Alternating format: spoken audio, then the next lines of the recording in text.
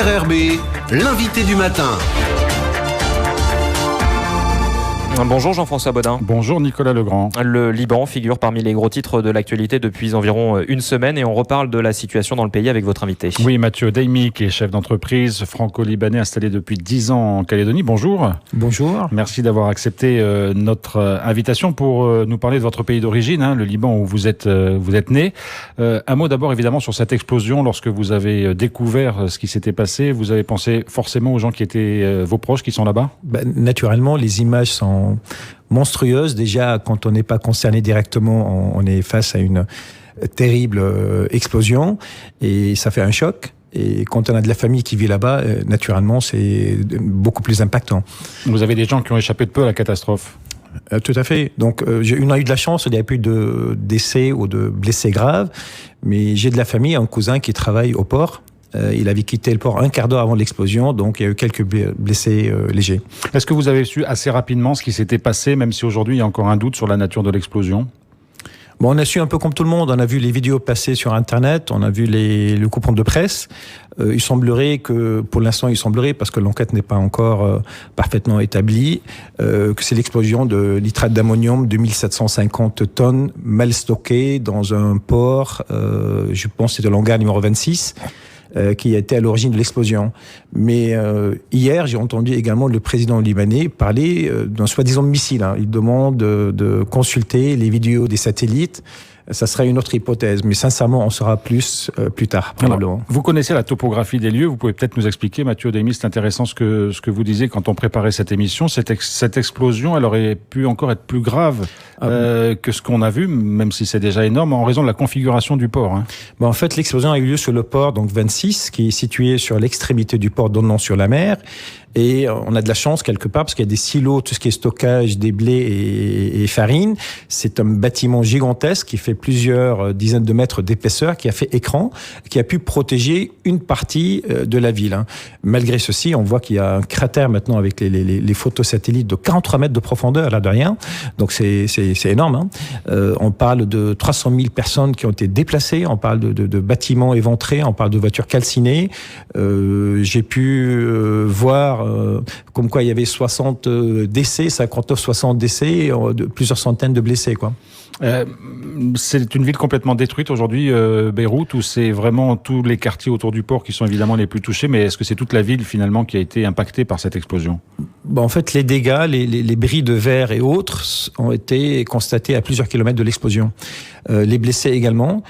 Tout ce qui est périmètre proche autour de l'explosion a été rasé.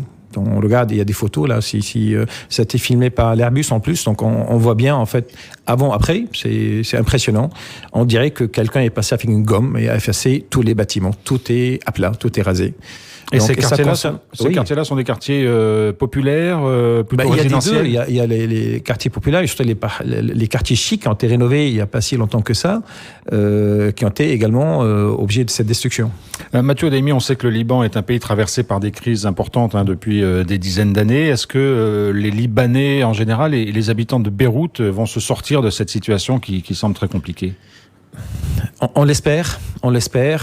Après, malheureusement, l'histoire est pleine d'événements comme celui-ci et ça se reproduit malheureusement.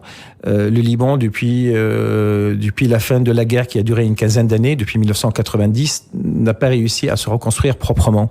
Donc on a eu des passages où on voit l'économie reprendre, on voit les gens retravailler, on voit la reconstruction, mais on est resté coincé dans du communautarisme, dans des problèmes d'ethnie qui ont freiné, qui ont permis à ce que la corruption, c'est ce qu'on parle, on parle beaucoup de ça aujourd'hui, puisse développer d'une façon, je dirais, très conséquente et très forte. Donc, et c'est un frein énorme. Avant cette explosion, on sait qu'il y avait des mouvements dans les rues, des grosses manifestations, notamment de la part de la jeunesse, déjà, contre la corruption au gouvernement. Corruption dont le Premier ministre lui-même a parlé en annonçant la démission de ce gouvernement. Comment sortir de cet état de corruption générale ? Une révolution. Il faut une révolution. Il faut vraiment que le peuple se réveille. Après, je ne sais pas si on a les moyens d'avoir ce réveil-là. Aujourd'hui, ça va être compliqué. C'est encore plus compliqué parce qu'il faut des moyens, il faut de l'organisation, il faut de la discipline, chose que c'est donné rare aujourd'hui au Liban. Le gouvernement actuel, il a 6 mois de mémoire, donc il a été formé, 6-7 mois. Il a été formé suite aux revendications effectivement du peuple libanais. Et on voit qu'eux-mêmes démissionnent parce qu'ils n'arrivent pas à faire face à cette corruption. Tout est bloqué. Mais il faut se dire, au Liban, aujourd'hui, la situation est 3 fois plus complexe. On a la Covid-19, donc on parle de centaines de morts et plusieurs milliers de cas. Donc les hôpitaux sont chargés, saturés. On parle d'une crise économique parce que la livre libanaise récemment a perdu 9/10 de sa valeur. La livre libanaise était indexée sur le dollar. Donc $1, c'était 1500 livres. Et là, depuis 2-3 mois, c'est 10 000 livres libanaises pour $1. C'est comme si la baguette de pain passe de 2000 francs de 200 francs à 2000 francs. Donc, et tout le monde est payé en livres libanaises. Donc, il y a ça. Et maintenant, il y a l'explosion du porc qui est le poumon économique du pays, quoi. Oui, alors c'est une crise générale. Donc, aujourd'hui au Liban, on peut employer ce mot-là. C'est du pouvoir, crise humanitaire, je pense, les conséquences sont encore à venir. On n'a pas encore tout vu parce que les gens ont perdu l'emploi. Il y a beaucoup de gens blessés. Il y a 300 000 personnes déportées. Il faut bien les caser à un moment donné. Donc tout ça, ça nécessite beaucoup d'efforts et beaucoup d'énergie et ça a des conséquences. Emmanuel Macron s'est mobilisé avec l'ONU pour lancer une campagne de collecte en quelque sorte qui a permis de recueillir 250 millions d'euros, je crois environ. 2 choses, est-ce que ce genre d'initiative est bien pour le Liban et est-ce que c'est bien que le président de la République française soit à la manœuvre? On sait les liens d'amitié qu'il y a entre la France et le Liban. La France a toujours été un pays bien considéré par les Libanais. Donc en tout cas, on a toujours senti qu'elle a eu cette bienveillance vis-à-vis du Liban. Et sincèrement, merci la France, je suis français également. Donc merci la France de cette intervention parce qu'il faut bien que quelqu'un intervienne aujourd'hui. Et je pense qu'il ne faut pas limiter l'action uniquement à l'aide humanitaire. Il faut peut-être exiger un peu plus des Libanais et les inciter à aller au-delà et régler définitivement ce problème. Alors qu'est-ce qui va se passer maintenant? Il n'y a plus de gouvernement. Beyrouth est une ville détruite. Là, le gouvernement, il est là pour régler les affaires courantes. Donc il est démissionnaire.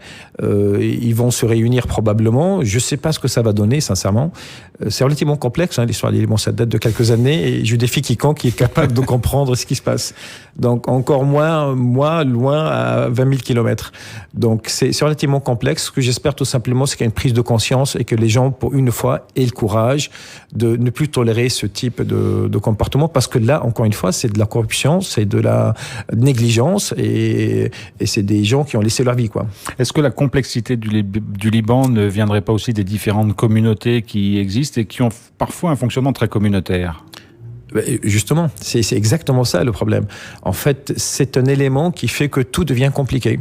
On a le Premier ministre qui est d'une certaine communauté, on a le président qui est d'une autre communauté, on a le président du Congrès qui est d'une autre communauté, et chacun va faire miroiter à ses suiveurs, on va dire, ses choix politiques et ses orientations. Donc on va travailler d'une façon exclusive pour sa communauté au détriment de l'intérêt du peuple. Sauf qu'in fine, rien n'avance et on fait que reculer et on paye les conséquences. Et à un moment donné, il faudrait que les gens arrêtent d'avoir peur et avancer les uns vers les autres et construire ensemble. C'est un message urgent aujourd'hui pour le Liban, en quelque sorte. Pas que pour le Liban. Pas que pour le Liban. Vous pensez à d'autres endroits? Je pense déjà à la Nouvelle-Calédonie. Je pense qu'il est important qu'on aille les uns vers les autres et qu'on sorte un petit peu de ce... Si j'ai un message à passer, j'ai vu ce que ça a donné le Liban. J'ai vécu 20 ans là-bas. Quand j'y étais, j'avais du mal à interpréter les informations, j'avais du mal à interpréter les orientations et les choix politiques. J'étais très communautaire, je faisais partie de la communauté chrétienne et puis je suivais Gérard à fond. Et maintenant, avec le recul, je me dis, dommage tout ce temps perdu, toute cette énergie à œuvrer, en pensant bien œuvrer, mais à œuvrer à détruire le pays. Là où il faut vraiment travailler ensemble. Mathieu Daimi, merci beaucoup d'avoir été avec nous. Merci pour votre invitation.